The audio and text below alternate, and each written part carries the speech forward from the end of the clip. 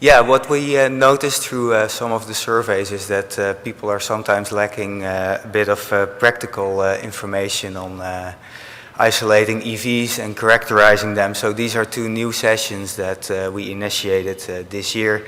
So it's an honor to do this.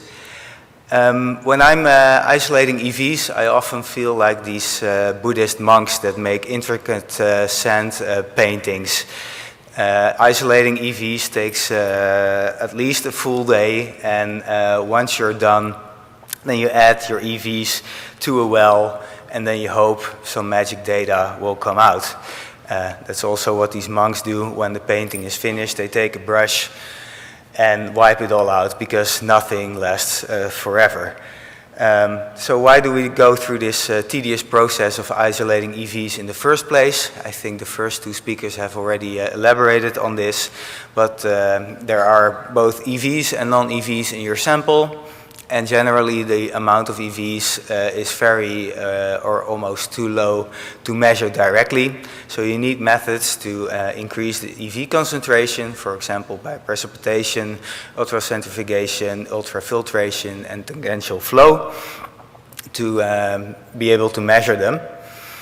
On the other hand, we also need methods to increase purity. For example, a density gradient and size exclusion were already introduced, as well as immunocapture. So here you increase the amount of EVs over non-EV particles, and in an ideal situation you would combine the two methods. For example, combining UC with a density gradient and combining TFF and SEC, and this will give you the best of both worlds. Why is this important? Well, impure EV isolations can give rise to artifactual results. For example, if there are still biologically active proteins in your EV sample, they may cause the proliferation of your cells or affect the cells in your assay.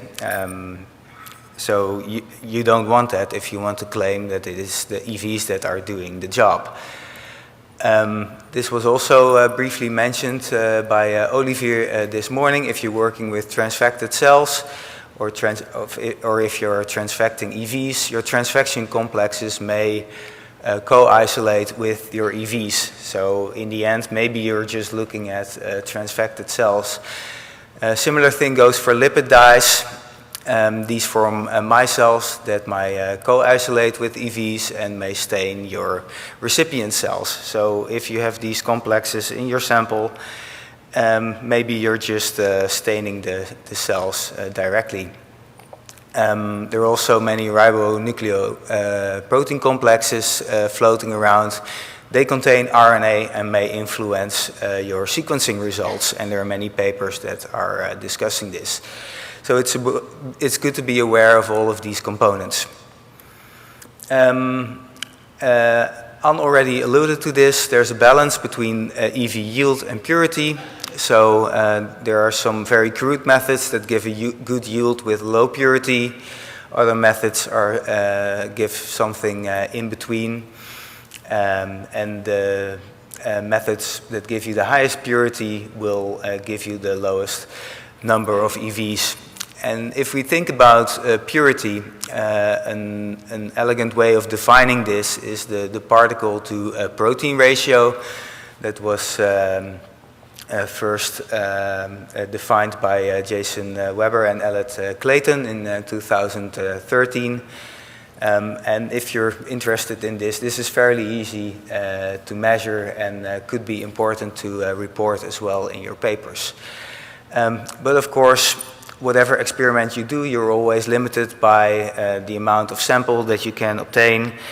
And yeah, you can use whatever method you like, but it's important to be aware of the limitations of your method and adjust your conclusions accordingly. So today I will briefly discuss the commonly used EV isolation procedures, and I will highlight useful papers to get you started if you're new to the field. I will share some really practical tips indicated with the pipe tip, And I would like to convince you today that isolating pure EVs does not have to be difficult or expensive, and basically everyone can do it. So now it's time to get practical. A typical EV isolation protocol based on differential centrifugation would look like this. You first spin out the larger stuff at low speed, then take the supernatant and subject this to ultracentrifugation. After that you can run a density gradient, and then you can pellet the EVs from the floating EV fractions with another ultracentrifuge run.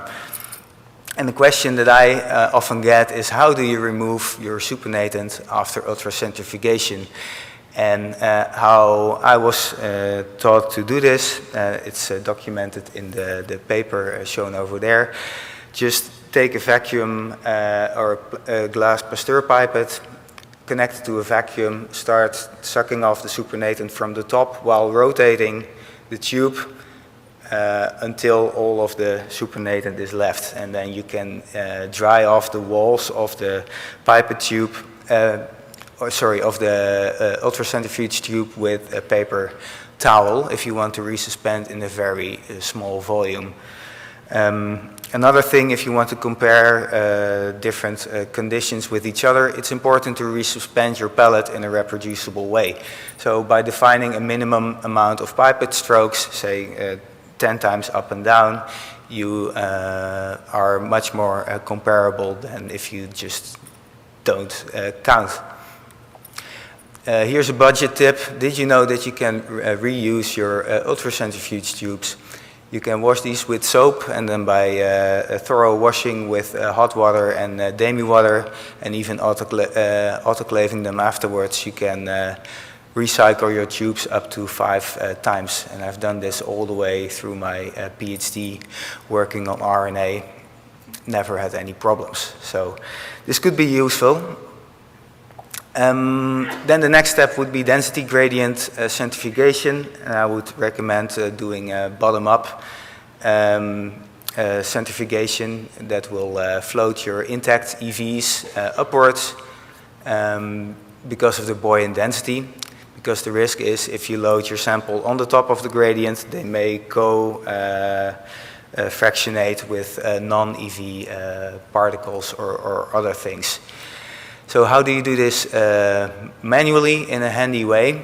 I would suspend exact amounts of the density fractions, say 700 microliters with a P1000 pipette, and then use a plastic Pasteur pipette to take this liquid and put it on top of the gradient, because this gives you better control of the liquid flow.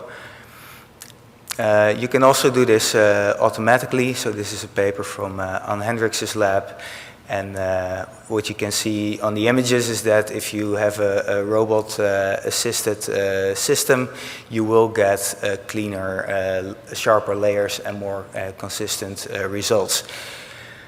Another tip I have is it's important to measure the refractive index of your collected fractions to be able to compare between gradients. Then if you want to get the EVs from the density solutions, you can out-dilute the fractions in PBS. You can even add some BSA to reduce sticking. And here it's important to notice that if you work with OptiPrep, you need to out-dilute your sample considerably, because OptiPrep, even at low concentrations, will form a gradient on itself. So it will be difficult to pellet all the EVs in this step. As an alternative, if you're only looking at EV markers on Western blot, you can also do TCA precipitation just to get the proteins out. Now, a more commonly used EV isolation protocol, or this is increasingly common, is combining tangential flow with ultrafiltration and size exclusion. So I will cover that now. So for the people who don't know tangential flow filtration, this is a concentration method based on a cross-flow membrane, as you can see in figure A on the right. And this crossflow prevents the blocking of your filter membrane by proteins as opposed to dead-end filtration. And this recent paper by Vizan et al. Reports that you get higher EV yields with TFF-based methods compared to ultracentrifugation. So this could be interesting if you want to isolate as many EVs as possible. After that, you will get about 10 to 30 mLs of concentrated EV sub. Before you load it on size exclusion, you probably want to concentrate it further, and for this you can use ultrafiltration. Here it's important to notice that the pore size of your filter and also the filter material will affect the recovery of your EVs. So regenerated cellulose is performing a bit better than polyether sulfone. But even within the group of regenerated cellulose filters, there is even a difference between 10 kD and 100 kD filters in terms of recovery. So it's important to be aware of losses in this step. To prevent losses even further, you can flush your filter material with PBS to recover more EVs.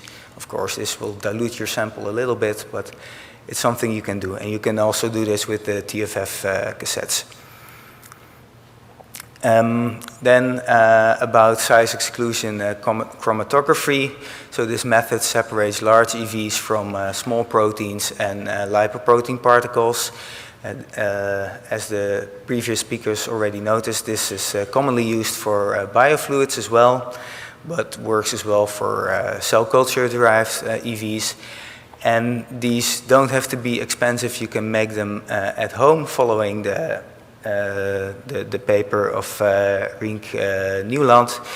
So by putting resin in a syringe, you can make these columns yourself, and you can see on the bottom that it separates your EVs from proteins. Another thing, you can buy these commercially. These also give a good separation between EVs and proteins. And there are also automated systems, for example, the ECTA. And the nice thing about this is that there's an inline UV sensor that measures the amount of proteins that are eluding from your columns. So you get an online measurement of EVs and proteins that are coming off. Makes it easier to estimate where your EVs are.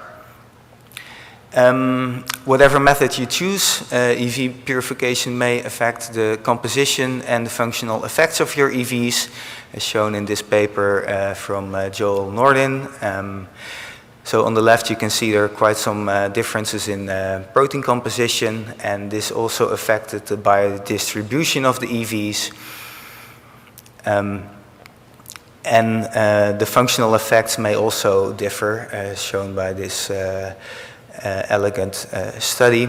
So here they measured the effect of cardiomyocyte progenitor cell EVs on activation of HMAC endothelial cells. And here the SEC purified EVs were more potent than the UC derived EVs. So this is important to keep in mind. So when you've gone through this entire process of EV isolation, how do you store your precious EVs? So this is the recent paper by Andre Gergens in Jeff showing that EV concentration drops considerably during storage at -20 and even -80 degrees. And in this paper he compared various storage buffers on particle concentration and many other parameters. And he described a buffer named PBS hat that prevented EV losses. So this is PBS with HEPAS, albumin and trehalose. You can make this as a 10 times concentrated buffer in which you add to your EVs after isolation. So I would definitely recommend reading this paper. Because what's the problem? EVs are sticky. If you dilute your EVs in PBS, like he did in his study, 1 in 200,000, and then measure the particle concentration over time. Within the course of minutes, you see a decrease in the amount of circulating particles. So addition of BSA can reduce the loss of EVs. And in this paper from Van der Vlist in Nature Protocols, they recommend to deplete EVs from your BSA solutions by making a stock and ultracentrifuging it. So I would recommend that. You can even add BSA to your SEC wash buffers, as described by Zhang and all. Of course, this is not really compatible with proteomics approaches, but it does lead to higher EV yields. There are also a couple of low binding tubes on the market that may reduce EV loss during storage, but this paper from Simon van der Wakker shows that there are not really big differences based on what type of tube you use, at least in this short-term storage. Also in the paper of André Gurgens, there's attention paid to this, and what he shows here is that in PBS you get really big losses of EVs, but using the PBS hat buffer, this is largely prevented. So I think using special tubes doesn't improve storage stability that much. It's more important to use the right buffer. So now for the take-home messages, I think I've shown you that the choice of EV isolation protocol influences the EV yields, the amount of co-isolates, and the functionality. I think it's very important to test your protocols before you run an important experiment with precious clinical samples. Just make sure everything's working as it should. And I would recommend to stay in control of your purification. So throughout the purification process, just do quality control of your EVs, looking at protein markers, particle size, and all other parameters that could be important to you. And of course, it's important to report all your parameters, be transparent in your reporting using the EV track and MISEV guidelines, and to be aware of the limitations of your methods and adjust your conclusions accordingly.